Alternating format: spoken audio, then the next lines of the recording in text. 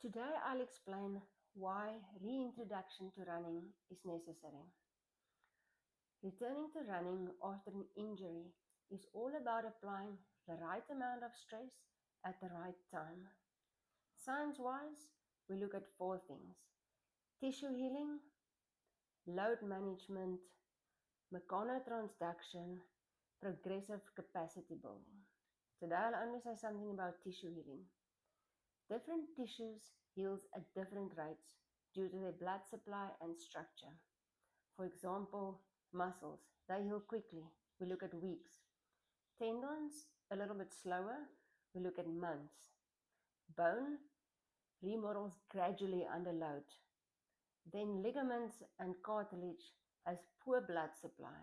Thus they heal very slow. That means that a runner may return to running before the tissue is fully load tolerant.